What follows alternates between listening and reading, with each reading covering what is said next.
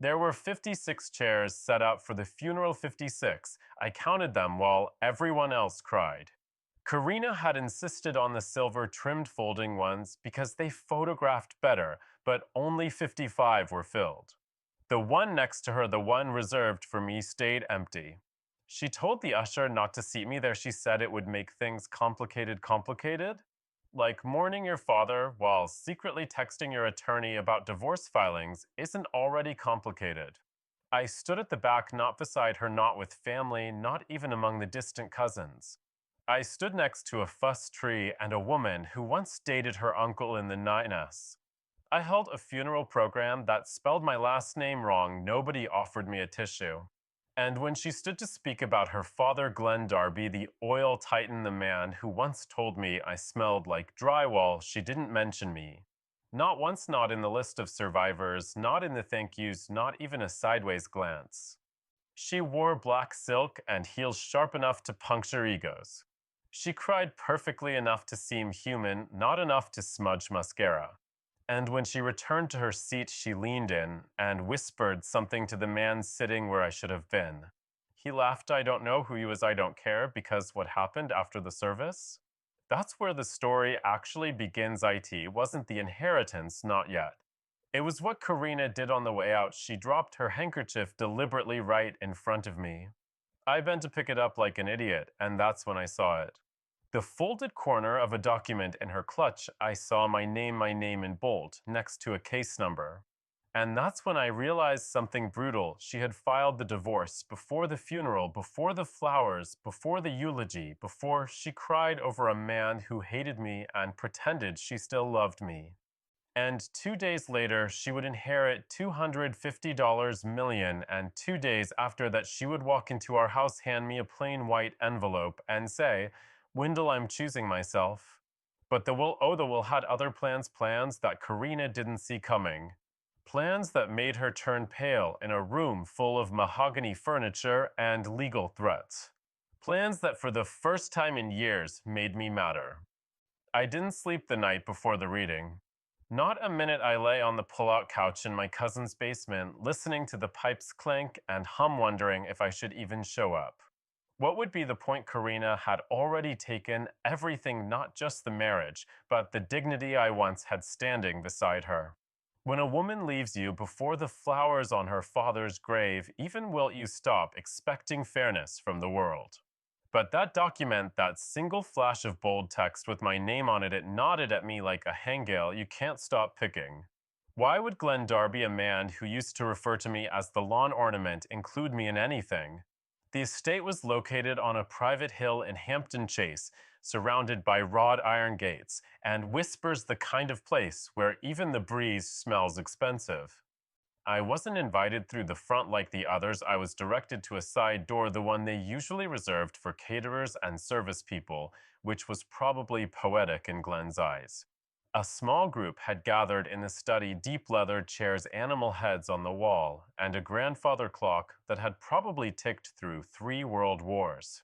Karina was already there, sitting with legs cross-dressed in slate gray, no black, this time mourning period complete. She looked at me not with anger, not even with pity, just a vacant transactional calm, like I was someone she used to lease a car with.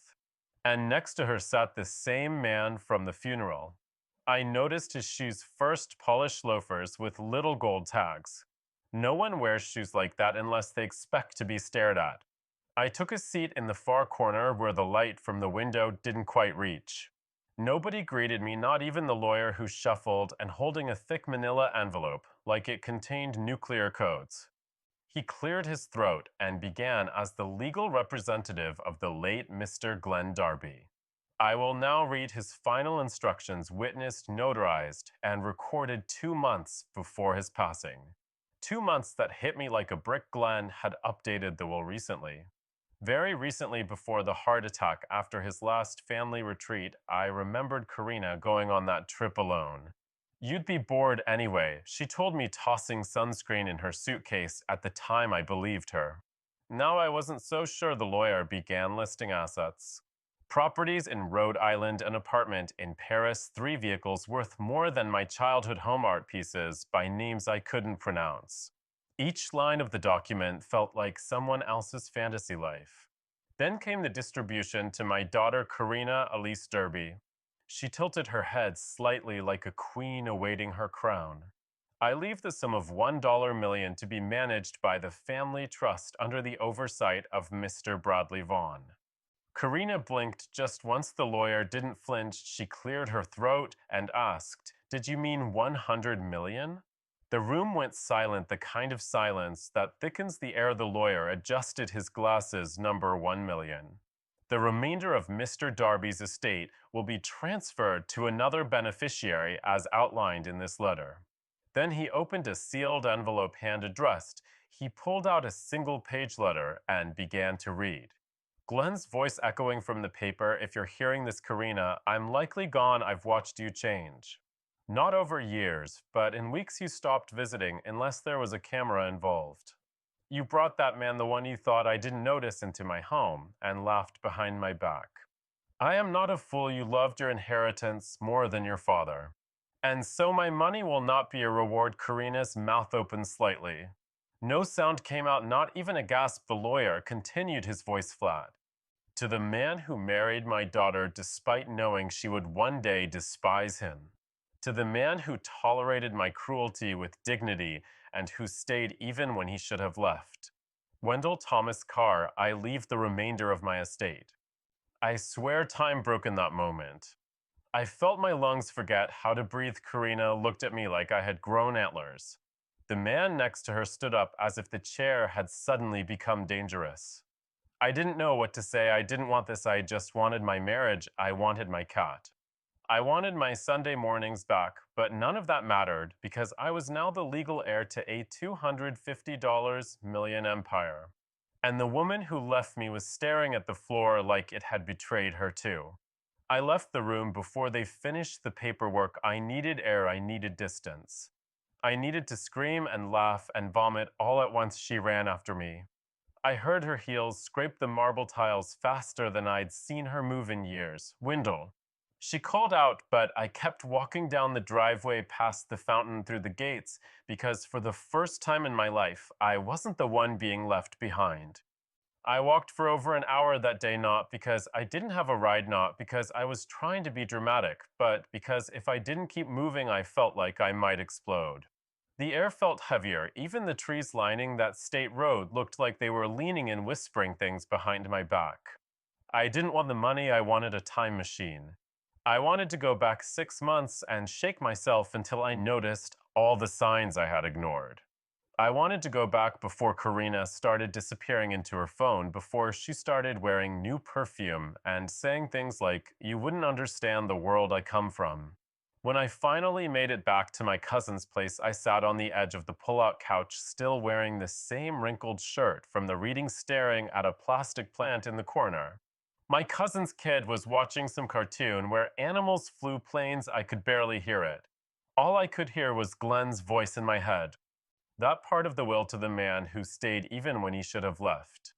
I hadn't even known he'd seen me, the real me, and now he was gone. I didn't sleep that night either, but this time IT wasn't confusion, it was fear. I wasn't built for this.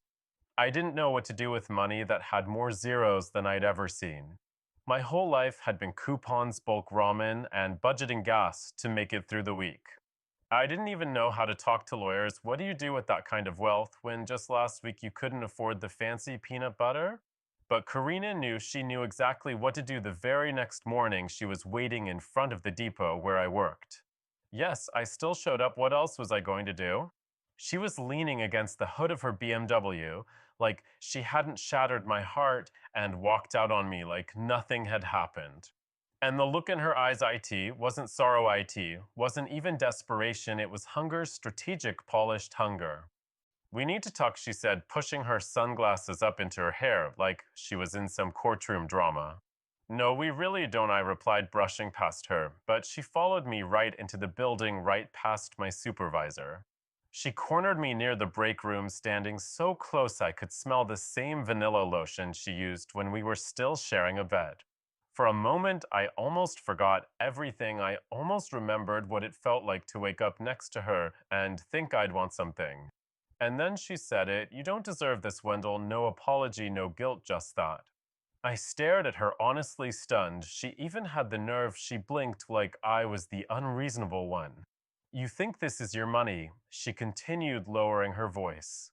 "This wasn't supposed to happen. He was punishing me. That's all. He always knew how to twist things. You're just a symbol, Wendell. This isn't about you." I laughed not because it was funny, but because I didn't know how else to stop my hands from shaking. "A symbol?" I asked. "So I'm not even a real person to you?" She crossed her arms. "You were a mistake that lasted too long." That line, I still hear it in my bones. A mistake that lasted too long before I could say anything, before I could even process how deeply that cut. She reached into her bag and pulled out a thick folder. Legal papers, highlighted sections, post-it notes sticking out the side like angry yellow teeth. "This is a revised proposal," she said, "for division of estate assets. You don't need all of it. You don't know what to do with IT. You'll lose IT. Let's be realistic. You'll get eaten alive." Is that a threat? It's an offer, Wendell, a chance for you to walk away with dignity before you embarrass both of us. She smiled, then the same smile she used to give store clerks when she wanted them to waive the return policy. I didn't take the folder. I couldn't. My hands were clenched into fists at my sides, not from anger. I wasn't raised to hit or shout, but from shame, because a part of me believed her. A part of me thought, "She's right, I don't belong in that world." But another part, a quieter, shakier voice inside me said, "Maybe I do. Maybe Glenn saw something in me that Karina never did. Maybe staying, even when it made me feel invisible, meant something more than just weakness." She turned to leave, heels clicking with confidence, folder still in hand. "You'll call me," she said over her shoulder. "You always do, but this time I didn't, because this time I had something I never had before. Leverage." And Karina, she wasn't done playing games, but neither was I. By the end of that week, everything about my life felt fake. I was still clocking in at the depot, still eating off-brand cereal in a borrowed basement, and still getting texts from Karina pretending like she was doing me a favor. She didn't beg. Karina never begged. She negotiated cold, calculated language. "Let's be smart about this. We can avoid dragging it out." Think of the media, as if the world gave a damn about a guy who once fixed his neighbor's dryer in exchange for leftover barbecue. But someone must have been watching, because by Friday I got a call from one of Glenn's estate attorneys, not the guy from the will reading, but a younger voice, tense and uneasy. He asked if I could come in to review supplemental documents. I said I didn't understand. He said, "It concerns the structure of the inheritance. You'll want to read this yourself." The office was in a glass building downtown, the kind of place I used to pass on my way to dollar lunch specials, always assuming I didn't belong inside. The receptionist didn't even look up. I sat on a leather couch that cost more than my first car, sweating through my shirt and trying not to touch anything. When I got into the conference room, they handed me a sealed folder and stepped out, giving me privacy. I opened it slowly. My name was on the first page in bold. I skimmed the lines, barely processing most of the legal jargon, until I reached the section labeled Addendum Conditions of Inheritance. It turns out Glenn wasn't just bitter, he was brilliantly cruel in the most precise, theatrical way. His money didn't just come to me, it came with instructions. A chunk of the estate, nearly 40%, was placed in a time-locked trust under my name. But here's the twist: that portion wouldn't activate unless I remained divorced from Karina for at least 18 consecutive months. If I re-entered a relationship with her, married or not, I'd forfeit that entire portion to get this, a wildlife sanctuary for abandoned dogs. I read the paragraph 3 times, each time with a louder gasp. Glenn had literally designed a clause that punished me if I ever took her back. It wasn't just money. It was a trap, a loyalty test from beyond the grave. And he'd included a note, handwritten, scanned, attached to the final page. "Wendell, if you're tempted to return to the cage, remember you were never the pet. She only knew how to feed you. Don't let her leash you again, GD." It was both infuriating and oddly poetic. The man who once mocked me for folding his daughter's laundry now posthumously declared me worthy of freedom and fortune. All I had to do was stay away from her. I should have felt grateful, relieved even. But instead I felt sick, because Karina had come back. She was trying to reel me in again. And now IT wasn't just about betrayal or heartbreak, it was about manipulation strategy control. She hadn't changed. She was just cornered. That night, I didn't answer her call. She left a voicemail. I didn't play it. The next morning, I found her sitting in front of my cousin's house. Again, same car, same coat, but this time no folder. Just her with red eyes and messy hair looking almost human. I just want to talk, she said. You always do. She looked down at her hands, then back up. You've read the documents, haven't you? I didn't reply. Her jaw tightened. It's humiliating, Wendell, what he did to me to US, that clause. That clause is a joke. It's disgusting. He's laughing at US from the grave. You sure he's not just laughing at you? I said. Without meaning to, it came out colder than I expected. She blinked the first crack in the armor. I didn't mean to hurt you, she whispered. But I laughed sharp, tired. Didn't mean to, Karina. You had the divorce filed before his ashes cooled. I was just supposed to roll over while you collected the money and the guy in the blue loafers. She looked like she wanted to cry, but nothing came, and I suddenly realized something terrifying: she couldn't. Not because she was too proud, but because the emotion just wasn't there, and maybe it never had been.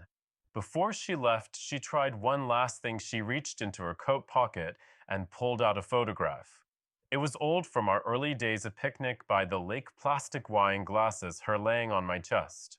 She held it between two fingers like it meant something. I keep this with me, she said. You weren't just a stepping stone, Wendell, but I didn't take the photo. I left it on the porch after she drove away.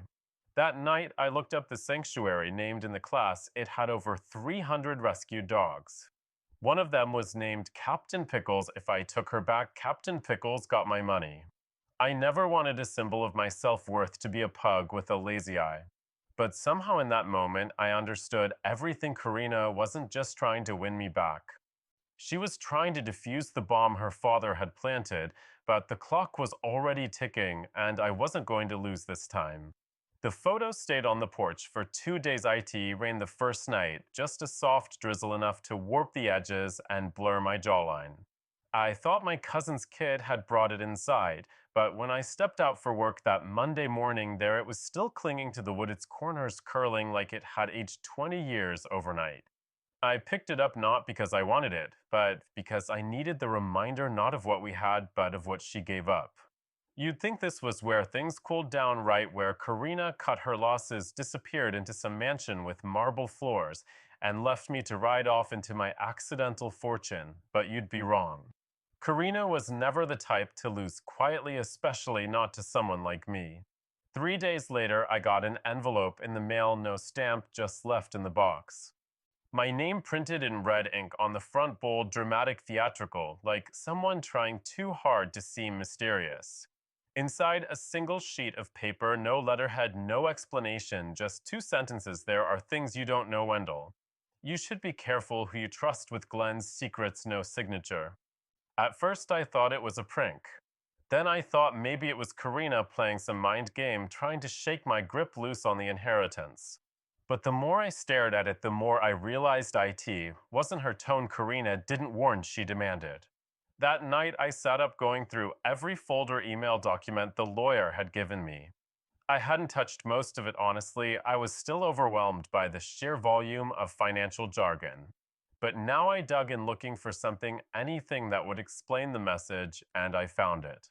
Not on official letterhead, not buried in legal language. It was tucked in the back of a sealed envelope labeled miscellaneous correspondence. Inside were a handful of printed emails from Glenn's private server. Most were nothing.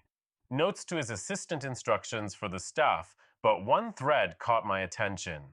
The subject line read, Karina's request, urgency noted.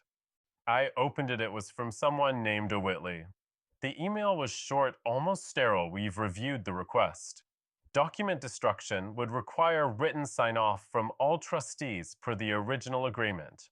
At this time, only one signature has been received. We will not proceed without the second. I didn't understand at first. Document destruction trustees, but the timestamp was just 2 weeks before Glenn's death. I flipped to the earlier message in the chain, and that's when the breath caught in my throat. Karina had requested the removal, no destruction, of a file called Addendum C Disqualification Clause. I too didn't take a law degree to guess what that meant. I printed the emails and called Glenn's attorney the next morning. When I told him what I found, there was a pause. Not long, just long enough to tell me he hadn't expected me to find it. Mr. Carr, he said carefully those documents were reviewed after Mr. Darby's passing the clause was deemed valid. As you know, no alterations to the will were executed after his final notarized revision.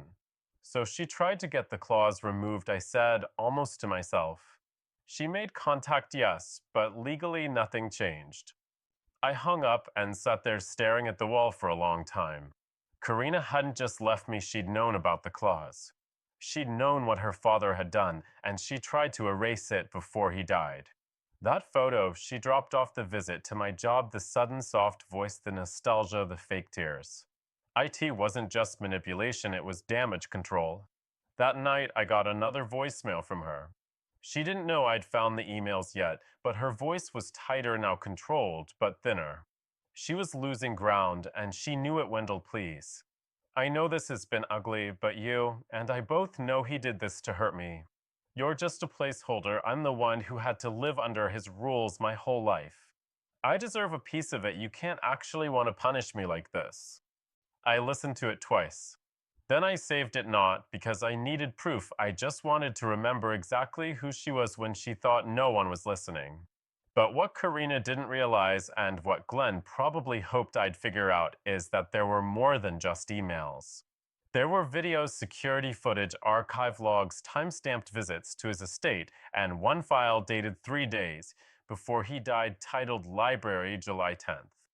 I didn't even know the estate had a library, but apparently that's where the final twist was waiting. And Karina, she had no idea I was about to find it. If you've ever been in a room that was never meant to feel warm, you'll understand what it felt like walking into Glenn Darby's private library. It took nearly a week of calls, paperwork, and waiting for clearance from the estate manager before they finally let me onto the property again. I half expected someone to stop me at the gate and say they'd changed their mind, that I'd been mistaken, that the money wasn't mine after all, that I'd go back to being invisible. But the guards recognized me now not as Karina's ex, not as the broken guy who fixed radiators. No, now I was Mr. Carr's sole beneficiary of the Darby fortune. The library was located on the second floor of the west wing, a place I'd never been allowed when Karina and I used to visit. She told me it was off limits, something about private archives and family history. I wouldn't understand, now I understood everything. IT wasn't about books, it was about control. Because tucked between leather-bound first editions and a globe that probably hadn't spun in 50 years was a drawer behind a false panel. I didn't find it on my own. One of the estate staff, an older man named Horace, guided me there. He didn't say much, just handed me a brass key and said he wanted you to see it. Inside the drawer was a single flash drive in a velvet-lined box labeled in Glenn's handwriting, Library, July 10th final record. It felt heavier than it should have, like IT wasn't plastic and metal, but loaded with everything I'd been too blind to see for the past few years. I watched it alone in the estate study with the curtains pulled and the doors locked. The file was under 5 minutes long, no music, no effects, just raw footage from a fixed-angle security camera positioned above the fireplace in the library. It showed Karina not crying, not mourning, not even alone. She was pacing, agitated, her phone clutched in one hand, the other gesturing wildly. She wasn't talking to Glenn. He was seated behind the desk, motionless, watching his expression. Wasn't sad, it was exhausted. You have no right to do this, Karina snapped. You want to die with a smile on your face, knowing you've taken everything from me? Glenn didn't respond. You hate me so much you'd rather give your empire to a man who unclogged your toilet. Still no answer. She stepped closer, voice rising. He's weak, Dad. He doesn't belong in this world. He's not even one of us. He barely knows how to dress himself. This is humiliating. Glenn finally moved, not much, just leaned forward. You made your choice, he said, voice cold. You left him before I was even gone. So what? She hissed. You were already halfway in the grave. He held up a hand, cutting her off, and yet I lived long enough to rewrite the will. She froze. Her face, normally composed, twisted in something close to panic. He went on slower now. You thought you could outsmart me, have your freedom, keep the fortune, erase the consequences. But Karina, there are consequences. You always thought love was leverage. But Wendell, he never asked me for anything, never took a dime, never insulted me even when I tried to. Push him away. Karina backed up a step. Her expression was unreadable, now fury tangled with confusion. This isn't about love, she said finally. This is about punishment. No, Glenn said. It's about protection. I'm protecting my legacy from you. And that was it. The video ended. I sat there for a long time, the screen black, my own face faintly reflected in the glare. IT wasn't satisfying. IT wasn't some cinematic victory where the villain is exposed and justice rains down. No, it hurt. It all hurt because deep down I'd still hoped she might care. That some piece of her, even a tiny one, had loved me once. But the way she spoke about me like I was an embarrassing accident, she hadn't lost me. She had discarded me. And now the only thing she wanted was the thing I accidentally inherited. The thing her father left me not out of spite, but out of recognition. I don't know how long I sat there holding that envelope. I didn't open it right away. My fingers just trembled around the edges like the damn thing might bite me if I looked inside.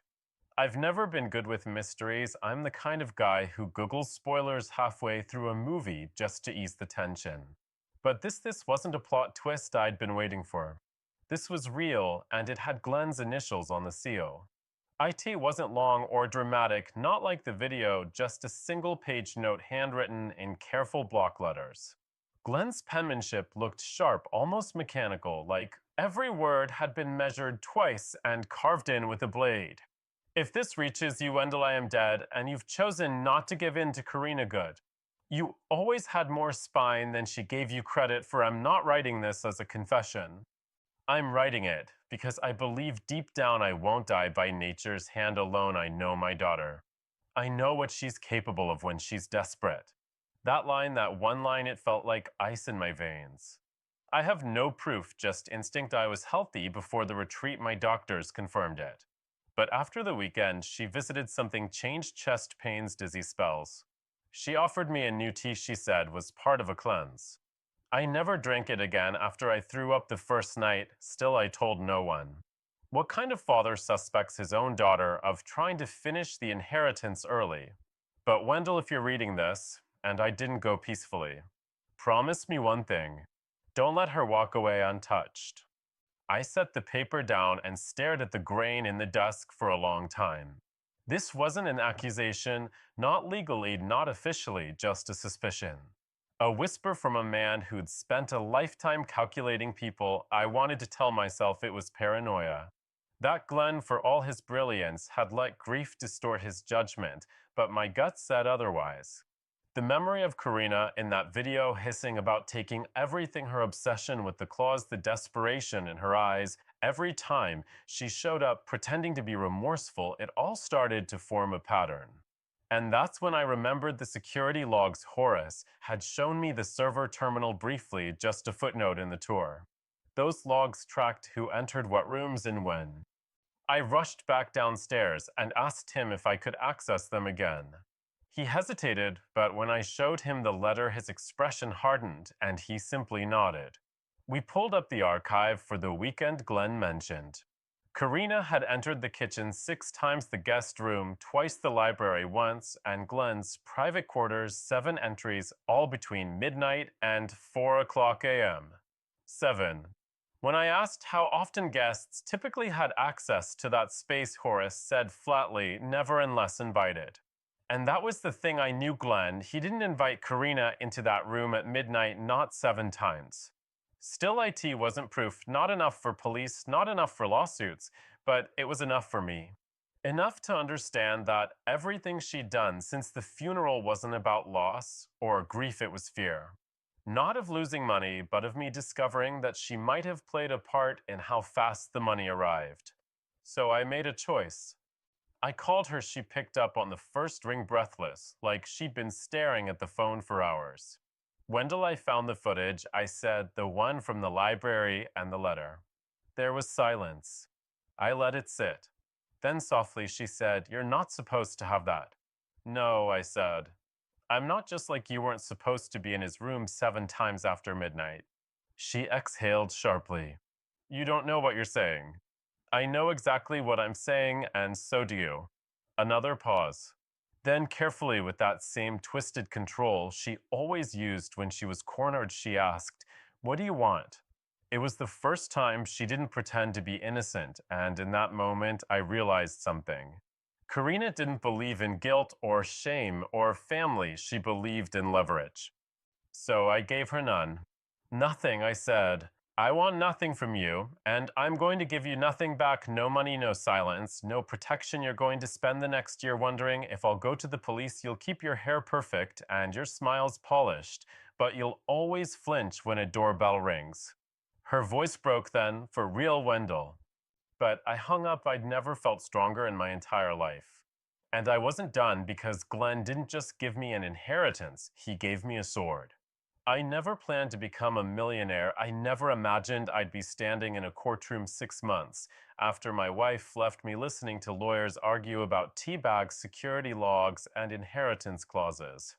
I certainly never thought I'd be the one standing still while Karina, always so composed, so perfect, finally fell apart in front of a judge, a jury, and a gallery of silent onlookers.